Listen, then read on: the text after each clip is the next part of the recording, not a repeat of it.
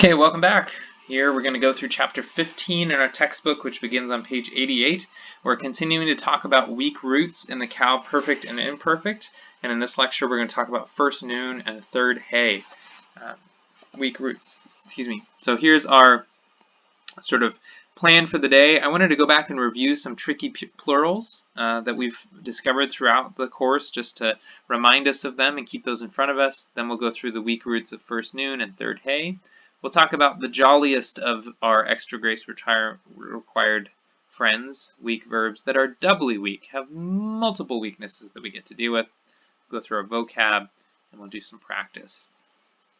So first, let's start with some tricky plurals. So these are words, as we've gone through the course, we've seen are not they don't become plural or pluralize as we expect. And so this is just by way of review. So we saw how av, which is a masculine singular noun meaning father, becomes avot in the plural. What's strange about it is cholam vav tav is a feminine plural ending, but that doesn't change the fact that we're talking about fathers. So av becomes avot. That's tricky. Aim means mother, becomes emot, emote. So the trickiness here is associated with the change of the vowel, and which can kind of take it out of our mind as to aim, meaning mother, and it has geminization here, that you've got two mems here in this represented by the strong dagesh. So that's a tricky plural. Ir, which means city, which is a feminine singular noun, becomes arim, which is a masculine plural ending, but is still a feminine plural noun. So the fact that it doesn't look like its gender is kind of like avot up here.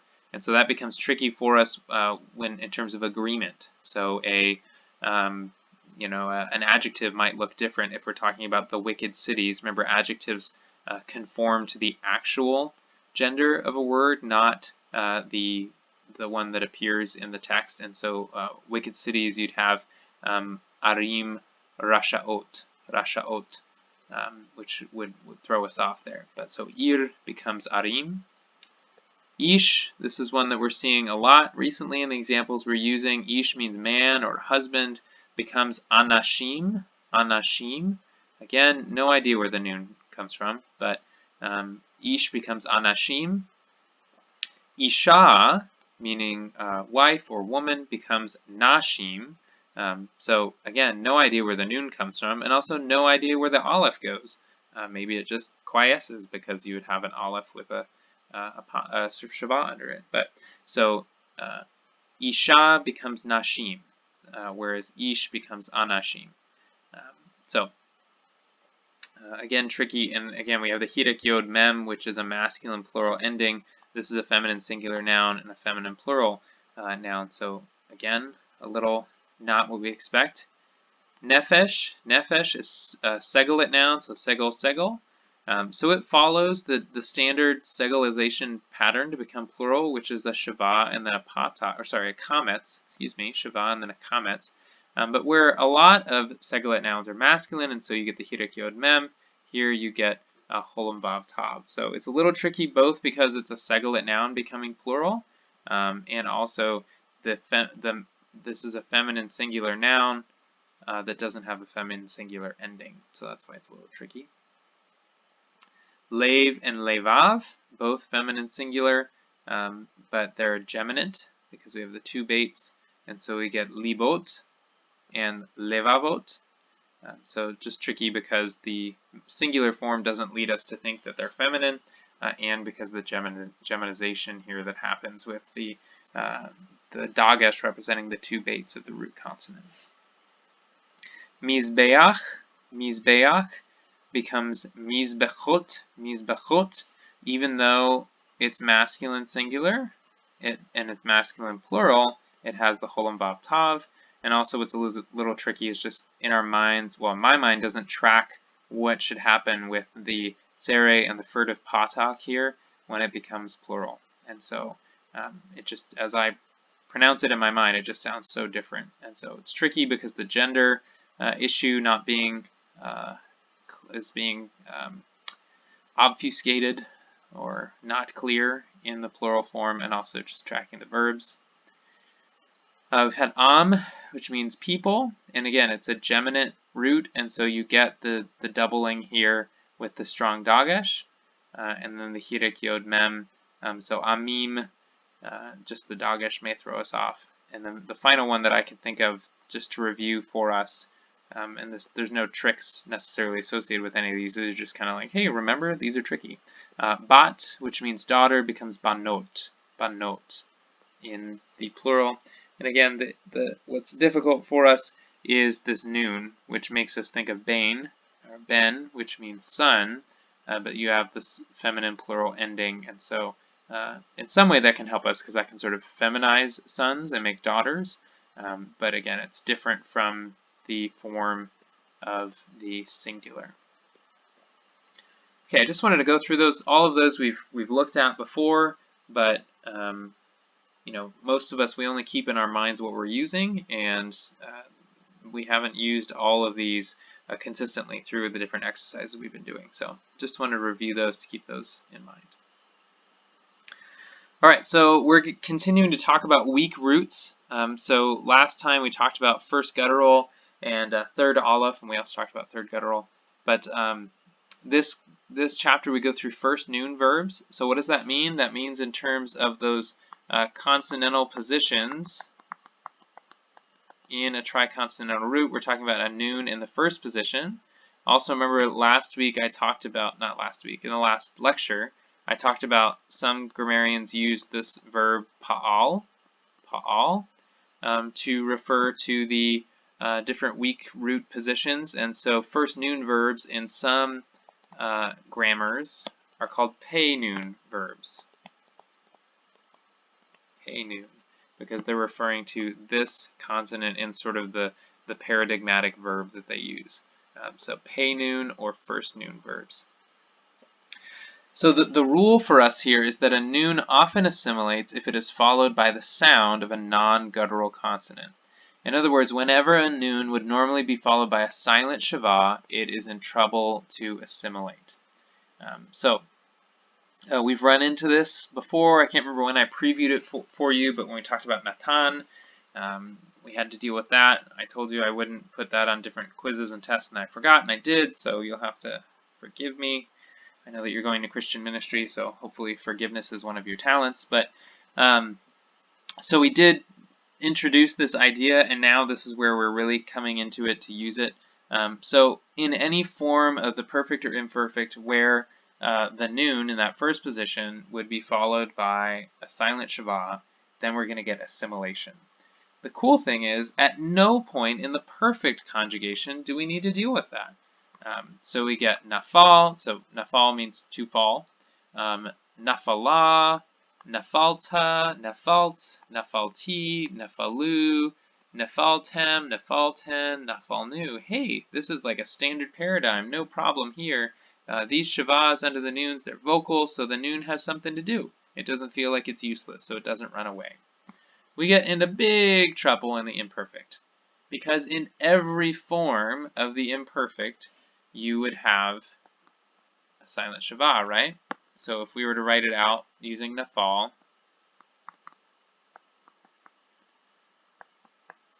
so you would get yinpol, yinpol, or yinfol. Yeah. So the problem is that the noon doesn't feel like it's doing enough of a job just closing out this syllable with a silent shava. And the longer this just happens in English speaking as well, that N sounds tend to drop out and get sort of merged into the next sound. So instead of yinpol, yinpol, yinpol, yinpol, yinpol, I'm pretty sure it just sounds like there's no noon there. And so again, the scribes, they're not trying to make your life hard, they're trying to represent speech. And it's not their fault that the consonants were already set this way. Remember, they don't set the consonants. So what happens is in every one of these forms in the imperfect, our noon assimilates. That is, it curls up in sort of poutiness to not having enough of a job to do and becomes a strong dagesh in the next root consonant.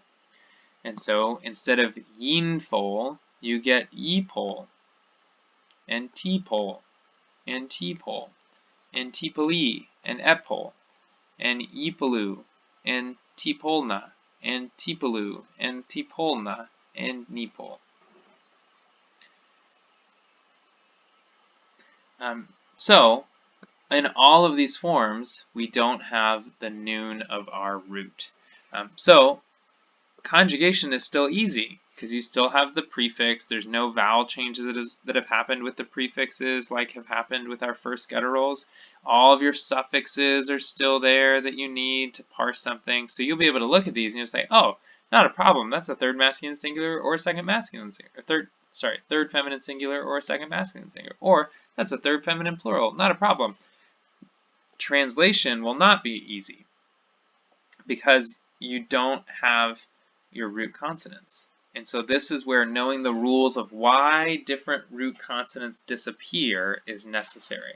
So we're going to go through a lot of these, well, not a lot, but we're going to go through various iterations of going back to these weak roots. And there are different rules that we're going to be learning as we do them. A lot of them are fairly easy. They're just kind of tracking, okay, gutturals cause this change, the aleph doesn't like to be there. The hardest ones for us will be the ones that lose a consonant. And so here we're introduced to our first root that in a certain conjugation loses one of its root consonants. So our first noons are one of those roots. And so part of the detective work is lodging in your brain, the idea that if I don't see my 3 root consonants, let's try a first noon. Does that bring me back to my vocab word that I've memorized? So to figure it out, we got to do some detective work. We have to figure out, why is this dagesh there? Well, is it strong or is it weak?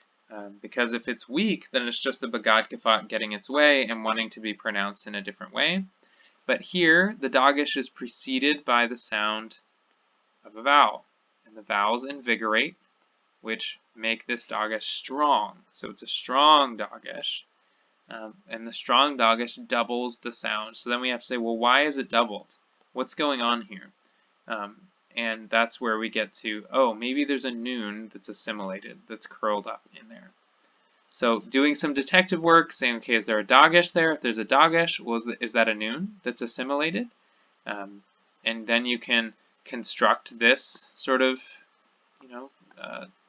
imaginary construction of a verb. Oh, okay, yeah, nafal, I remember nafal. Or you can just roll back through your vocab and say, do I know a nafal? There's going to be this list of like problem children roots that make it really difficult for us because they change the consonants. So our first noons are going to be one of those. And so we got to do some detective work to kind of build this root consonant back up for our brain to recognize it. But again, parsing it, still pretty easy. You got the prefixes, the suffixes, you've got your the kirek under the prefix, you've got the kolom as your theme vowel, so you know your cal, you know your imperfect, you know your person, gender, and number, identifying the root and the meaning, that's the difficulty. So being able to see this dagesh as a strong dagesh and know that noons assimilate when followed by the sound of a non-guttural consonant, which is basically almost any time that they're asked to carry a silent shava. Okay. Now, because it wants to be fun, the verb lakach, which you remember means to take or to seize, it acts like a first noon in the imperfect. And oh, by the way, it's also a third guttural. So lakach is one of our extra grace required friends. So we already have the friends who are like, our first guttural friends who just, they have some special rules that they want to follow. We have our third aleph friends who are kind of shy. They don't like to be around at certain parts of the party, and so they just say, you know what, guys, forget about me. And then we have our first noons who are super shy, or perhaps they just lose their identity in the conversation. I don't know if you have friends like that, so you have to give them special attention and kind of find where are their friends, that kind of thing. But then there's these verbs that don't look like they should be giving us any problem, but do. And so we're going to meet another one of those in a few chapters. But lakach is going to act like it's a first noon or in the imperfect. And so here's its paradigm. Normally you'd have yiktol, but here you get yikach. So you've got this dagesh here. It's a strong dagesh. And again, you're thinking, oh, okay, I'm doing my work. That's a first noon. I'm going to try a first noon. Oh, I don't know a nakach. Well, where do I go? Well, this is just one of your friends who are just going to have to take more space up in your memory. That lakach acts like a first noon. And again, you've got a patak here because it's a third guttural. So you get tikach, tikach, tikahi, ekach, yikrahu, tikrachna, tikhu, tikachna, and nikach. Again, so changes are happening because it's the third guttural, the patak there. Parsing it, not too hard. You get a prefix and you got suffixes, so not too hard for the parsing. But then getting back to that root consonant, root consonants, to get the meaning, that's what's tricky. So you have first noons that are already causing problems, and then you get our buddy lakach. You wonder, is it worth having him around as a friend? You want to take him somewhere, you want to take him or seize this guy and say, get it together, you're not a first noon, but he's just not listening. Okay. The other weak roots that we're going to go over are these third heys. So here we can do a little bit of investigation, or Hebrew grammarians who have a lot of time on their hands, and this is their job, as to why third heys are going to act differently. And it's because at some point we believe they were third yods. So what do we mean by that? Instead of their original root being this, gala, that they were originally gali. However, in certain forms, the yod is largely silent, because you've noticed in Hebrew that really it's hard for us to spot the difference between a hirek and a hirek yod, and so there are certain forms where the yod is largely silent, and so went unwritten in these forms. Those scribes who were originally writing down Hebrew in its original consonantal text, they weren't hearing a yod necessarily, so they were just writing, for example, these two root consonants, the gimel and the lamed, assuming, well, everybody knows how to say this word, not a problem.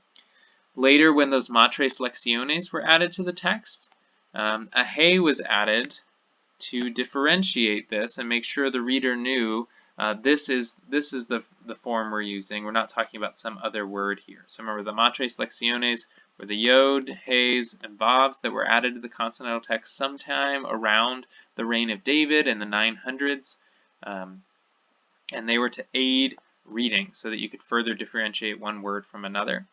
And so now, sort of the third masculine singular forms have the hey in them because those are the ones where the yod dropped out. And so the form that we've memorized has a third hey, but there are going to be different forms in our paradigms where the hey is not there and the yod is there. The yod will return. So if that helps you understand what's going on, great. And again, our third heys are a little tricky because in some of those forms, the three consonants that we've memorized for our vocab, they're not going to be there. So our Cal Perfect has gala, which again looks fairly standard. Normally it would have a patak here though instead of a kametz, and this is because the kametz hey is actually acting like that vowel, kametz hey, the long a vowel. So the hey is not actually a consonant here; it's a vowel. Here in our third feminine singular form, you've got galata, galata. The hey as a vowel can't take another vowel onto it, and so the hey hardens to a tav. Remember how we saw that in the feminine singular when it becomes construct? When you have a feminine singular noun that becomes construct, the hey hardens into a tav. So that's what we're seeing here as well. The hey hardens to a tav, and then the kametz hey is added on.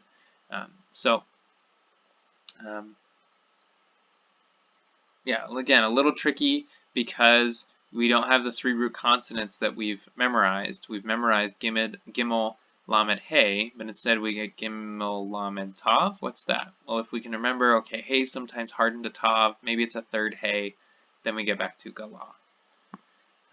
Here we get galita, galita. So here the yod shows back up, and so we still have the sort of that original root form, the gimel lamed yod that we think was there, but it's still acting in a lot of ways like a vowel. It's at least the sound is like a vowel, and so that's why the dagesh isn't here and the prefix. So galita, again, tricky because we haven't memorized gimel lamed yod. We've memorized gimel lamed hey, galah, and so we have to kind of scratch our head. This hidek yod maybe means that I'm missing a consonant. What consonant? Is it a first noon? No.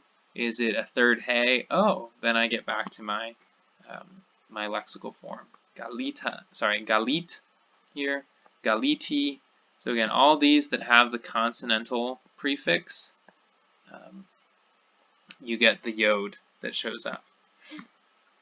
Galu, galu, just like, see the shurek here is a vowel, and so the kametz hey vowel of our third masculine singular of our form that we've memorized over here, it is already a vowel, and so it just goes away for the shurek. So you get galu instead of galau or something like that. So you get galu. Again, what's tricky here is getting back to our lexical form. And so knowing, okay, I've only got two roots for a consonant. Now I have to do some detective work. Is there a dagesh here that's a noon? No. I mean, there is a dagesh there, but it's a weak dagesh. And so this is just a begad kafat letter doing its thing. So then I say, well, is a third hey, because I know that heys sometimes drop out. Aha, gimel lamed hey, yes. Okay, I've got that. For these last three, again, we've got a suffix that starts with a consonant, and so the yod comes back. Galitem, galiten, and galinu. So in these forms that have a suffix that begins with a consonant, that's when our yod comes back. If it's a vocalic suffix, that is, it's a vowel, then we get either the tav or just the hey not being there. So I've already talked about kind of the struggle of these is getting back to that lexical form. Now you can still parse it. You can still see your suffixes that you know. I mean, this one is going to be tricky because it doesn't have the shava under it. And you might be tempted to say, did my professor make a mistake? Which unfortunately is happening. But you've already started to see with the third alephs that that when it's preceded by this vowel, then it's not going to have the shava underneath it because it's acting like one closed syllable.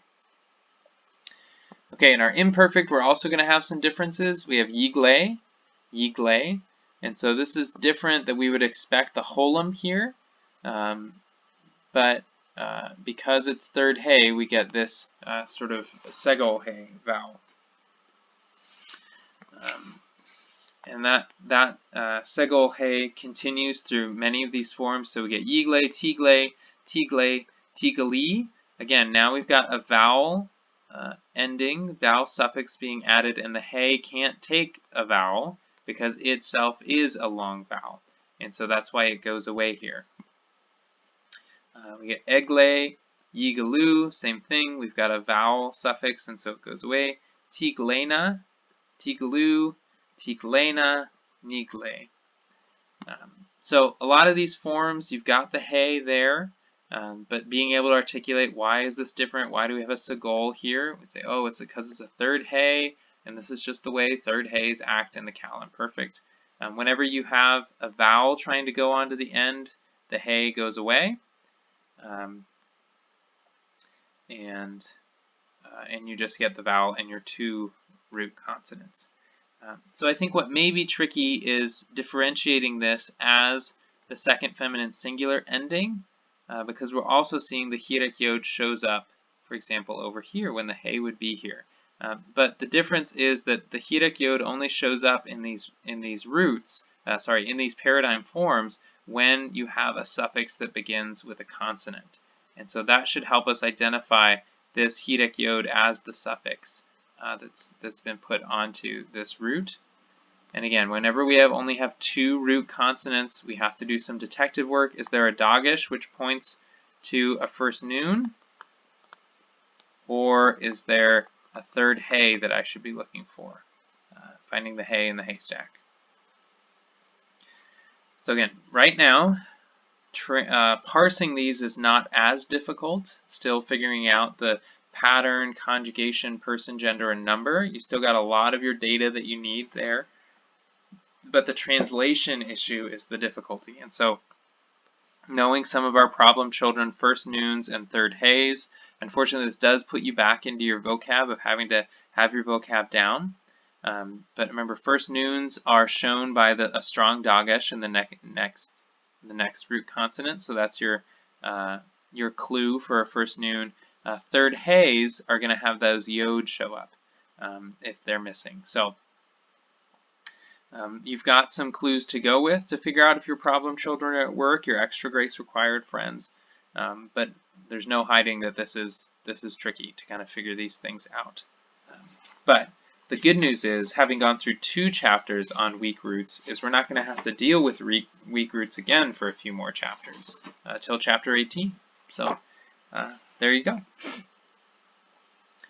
right, so some other third hay verbs that you learned last chapter in vocab. Bana, to build. We get banit here, which is our second feminine singular cal perfect. We get the hirek yod that shows up because we have a suffix that's beginning with a consonant. This is normally a tav with a dagesh and a shava under it, but we don't get the shava because of just the way that it's built there. Then we get banitem. It's just another example here. This is the second masculine plural of the cal perfect. We get yivne. So we get that segel hay there is different from what we'd expect, but we still have all 3 of our root consonants in terms of what we learned in vocab and tivnena.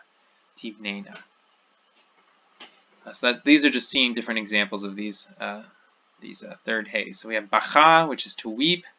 Bachiti is our first common singular of the cal perfect, the tav hirek yod ending. We recognize that. We've done a good job with our cal perfects. And then the hirek yod is here, showing up for the hay because a consonant is coming to town with a suffix, and the yod wants to be there. Bahinu is our first common plural, so this would be we wept. So we get the noon shurek of the suffix, and again, because we have a suffix with a consonant coming to town, the yod wants to be there, wants to be seen, and shows back up. And then we have tivche. Tivche is our third feminine singular, second masculine singular of the cal imperfect of this third hay, and it's different. It's got the segel hay because it's a third hay, and that's how those third hays show up. Again, to remember that the hay here is actually a vowel, not a consonant. And then we get nivche is our first common plural form. Kala, to cease, we would get kaliten. So that's the second feminine plural cal perfect form. Again, the hay has gone away and the yod is back. Kalata. We have a long vowel coming in here as the suffix, the kametz hay. The hay of the third root that we learned. It can't take another vowel because itself is already a vowel, and so we get this hardening to a tav. So this is our third feminine singular cal perfect. Yikle. This is our third masculine singular cal imperfect. Again, we have this segel hay because this is how third hays show up in the cal imperfect. And then tikli. This is our second feminine singular form of the cal imperfect on a third hay, and that hirek yod is the suffix of the second feminine singular, and our hay has gone away because this is a vowel that's coming into town on it. So that's just to show you a couple of other a couple of other examples of those third hay verbs in action. Now, so we've gone through our first noon, third hay. Unfortunately, these are some of our problem children. Why? Because this is when consonants drop out, and so we have to do the detective work of looking for that dagesh to reconstruct the noon, of realizing if we have a vowel suffix being added, the hey is going to drop away, but if a consonant is coming to town, the yod is going to show up. And so doing a little bit of that detective work is what's necessary. And again, being able to articulate that is going to serve us well as we go on into next semester. So then we have these friends that are not just weak in one area of their roots, but in two. Doubly weak verbs exhibit the weakness or the idiosyncrasies of both weaknesses. For example, and Futato gives you some of these examples, asa, this root, is both a first guttural and a third hey. And so it's going to display the weaknesses of both. And so in the second masculine plural form of the cow perfect, we get not only the chatef segol, chatef patak here under the first root consonant, because the guttural doesn't want to play with a vocal shava, but also the hey drops out because it's getting a suffix, and the yod comes back in town because it wants to show off for this consonant. So instead of asatem or esatem, which would be with the vocal shava, we get asitem. So our doubly weak friends require us to do double the work. So in the imperfect here, this is the Cal imperfect 3ms form of asa. We get three changes. We get our prefix vowel is changed to a patak. Why? Because a first guttural prefers to be introduced by an A-class vowel. That the normal shava here becomes a chatef patak. Why? Because the guttural prefers chatefs whenever it can get them. And then our third hey is shown to be not a consonant, but a vowel with the segols here. And this is how third heys show up in the imperfect. We also learned the root ra'ah, which is a two guttural with the aleph and a third hey. And so here in our third feminine singular cal perfect form, we get the comments we expect, but then instead of getting the vocal shava, we get chatef patak. And then because of the third hey, we get this tav, that's the hardened hey, because the vowel suffix is trying to come into town, and the hey that we learned can't stand that. It itself is a vowel, and so it can't add another vowel. This root here, chaza, which is to see, chaza, to see or to see a vision, like Isaiah saw.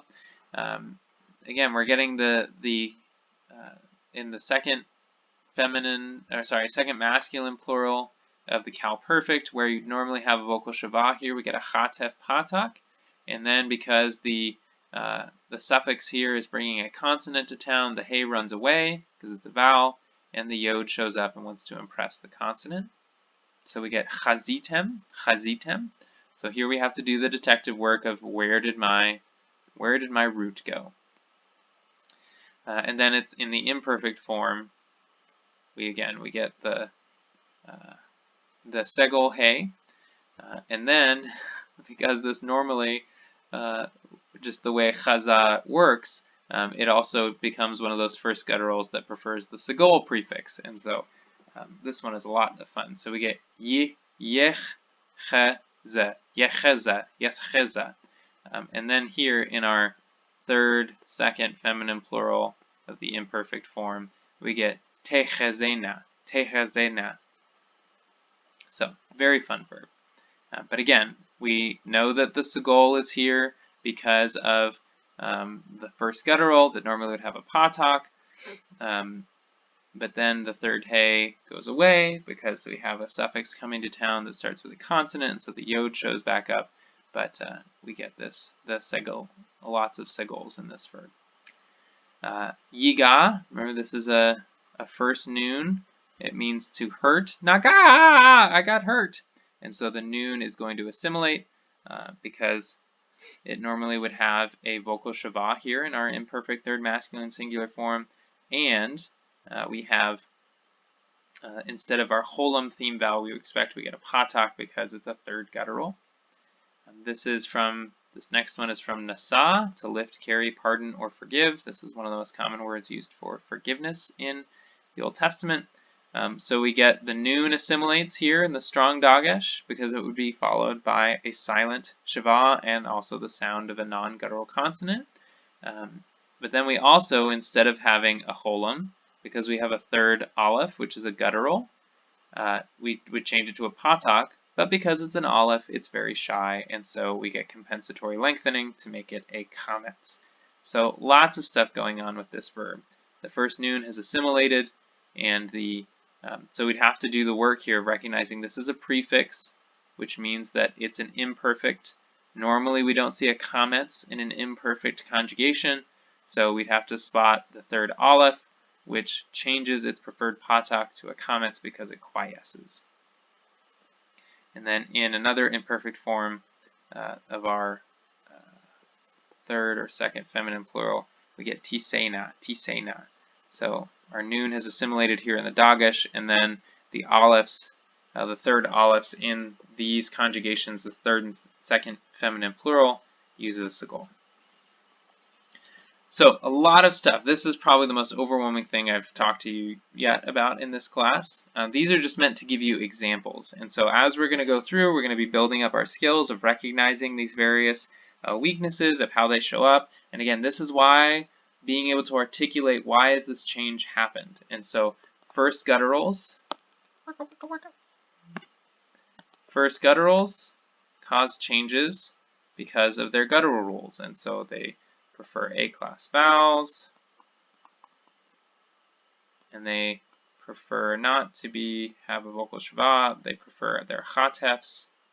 Okay, we talked about third alephs. They quiesce, and so that causes compensatory lengthening.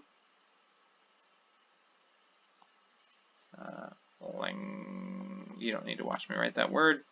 Our first noons, it's just noon is a weaker sound. The n is a weaker sound, and so they assimilate when followed by the sound of a non-guttural consonant. So we have to look for our dageshes for them, and our third hays are really a vowel in the ending, and so they're vowels covering the out-of-townness of our third yods.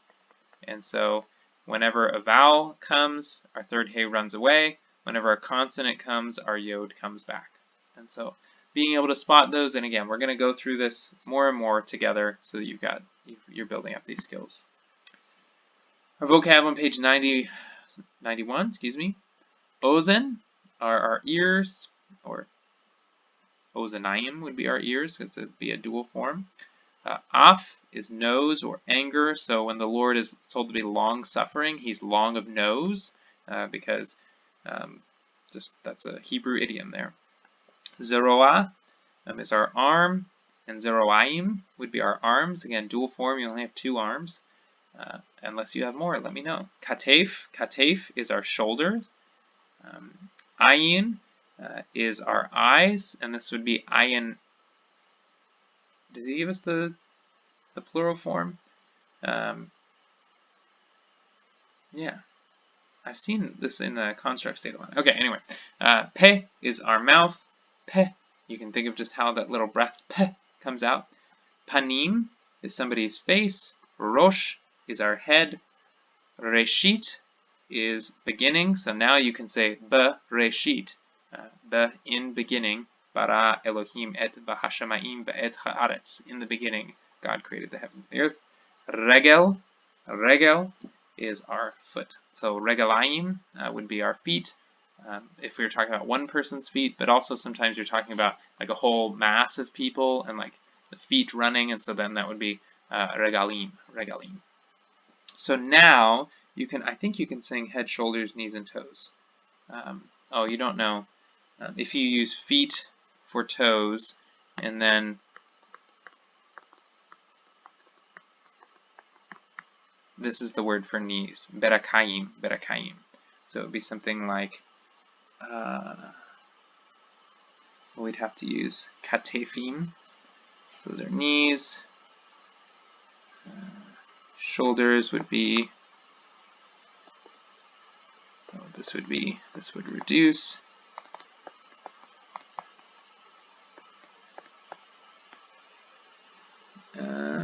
So that's head, shoulders, knees in, and then we'd use regalim. So we'd have rosh, ketefayim, berkayim, regalim. Yay! Okay, you probably didn't want to do that, but you're watching the video. Okay, let's practice some of this. So here we have yivnu, ha'ish, v'ha'isha, bayit, lebanim, v'lebanot. So here we have a verb. It has a yod prefix and a shurex suffix. So already with the yod prefix, we know we're in cal because we're not in anything other than cal. Cal imperfect, third masculine, and then we've got the shurex, so it's third masculine plural. So it's they did something, or they are doing something, or they will do something. But we've only got these two root consonants. So we've got beit and noon. And we can look for, do I have a dagesh that might point me to a first noon? No, I don't. But do I have evidence that maybe there was a third hey there? Well, is it a vowel that's coming onto the suffix? Because that would make my hey run away. There is a vowel suffix, and so that's why my hey wouldn't be there. So do I know a root that's beit noon hey? Bana, yes, build. So maybe they are building. They are building. Ha'ish, the man or husband. And ha'isha, the woman. Perhaps the husband and the wife. And these agree in gender number with our verb. And like many other languages, if you have a mixed group of men and women, the masculine is used. So the man and the woman, or the husband and the wife, are building. Bayit is a house. How do I know that this is the direct object? Well, it's not definite, which means I wouldn't have a definite direct object marker. And it just makes sense to be building a house. So the husband and the wife are building a house. Lebanim, labanim. La is 2 or 4. 4. Then we have the, because we have that. We have the patak and the dagesh of the definite article underneath this preposition. Banim is sons, right? Normally it's bain, and banim is sons. The and labanot for the daughters. So we have the husband and the wife are building a house for the sons and the daughters. Lo yiga ha'av et ben hanavi ki devar hakohen. Lo is not. It negates whatever follows after it. Yiga is, we have a yod prefix here, so that's a cal imperfect, third masculine something. Do I have a shurek at the end? No, so it's third masculine singular. But I don't have all three consonants for my root. Do I have evidence that maybe I have a noon? Well, I have a dagesh here.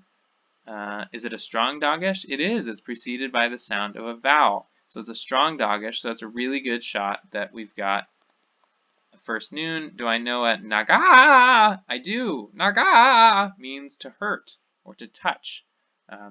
And I also have a patak here when I would expect a holum because it's a third guttural. So this is a he will hurt, but it's negated, so not hurt. Who? The father. So here we have the father will not hurt.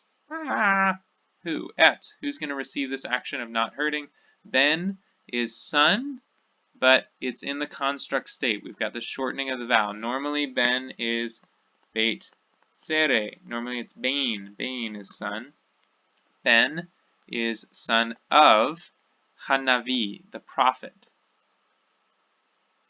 This is in the absolute state. It's definite, and so it makes its construct whole chain definite. So the son of the prophet. So far we have the father will not hurt the son of the prophet. Ki devar hakohin. So ki is our preposition k, like, as, or according to. So according to. Devar is word, but it's in the construct state because we have these vowel changes. We've got the shava that's going on here. This also explains why we don't have a shava under our preposition, because you'd have two vocal shavas. You can't do that, and so the preposition changes to a hirek. So this is ki devar, according to word hakohim. So again, we have noun, which is most likely a construct chain, and we do have the vowel changes to support that. So the priest. So this would be according to the word of the priest. According to the word of the priest. So the father will not hurt the son of the prophet according to the word of the priest. Lo yigashu haragalim harashaot et mizbach hakodesh. Lo is our negative particle right now. Not. It's negating whatever this is. Yigashu. Here we have a verb with a yod prefix. So we recognize that kal, imperfect, third masculine something, and we've got a shurek suffix, so third masculine plural. But now we only have two root consonants. So we got to say, is it a first noon? Do I have a strong dogish in this consonant? I do. So do I know nagash? Do I know nagash? Yes, that means to approach. Approach. So third masculine plural, they will approach, but it's been negated, so they will not approach. Haregalim harashaot. So here we have regalim, which comes from the feminine noun regel, which is a segulate noun, but most body parts are feminine, but they take masculine form.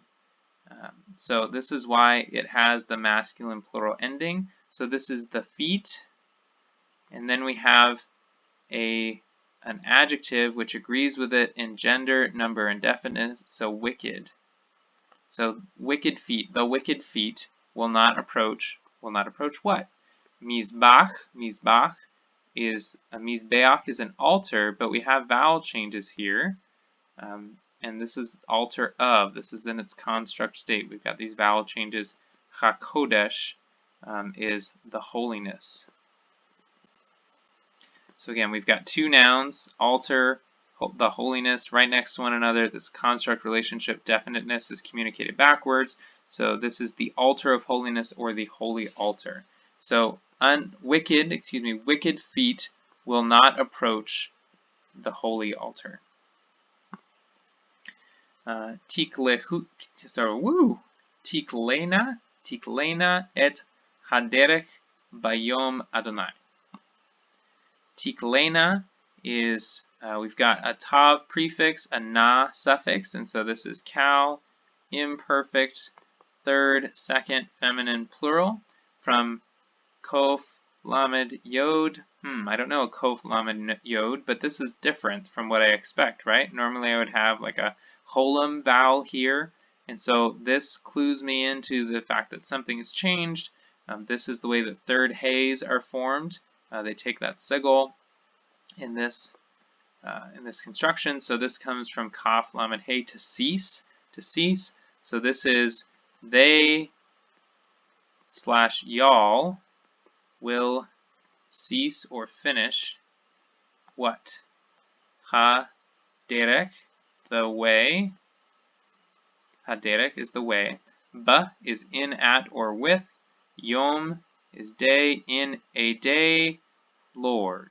In a day, Lord. Well, here we've got a noun and another noun, a proper noun, right? And so even though there's no vowel changes with two nouns right next to one another, we could surmise that it's a construct relationship. So if that's the case, Lord being a proper noun is definite, communicates definite backwards, so this would be in the day of the Lord. So y'all or they will finish the way in the day of the Lord.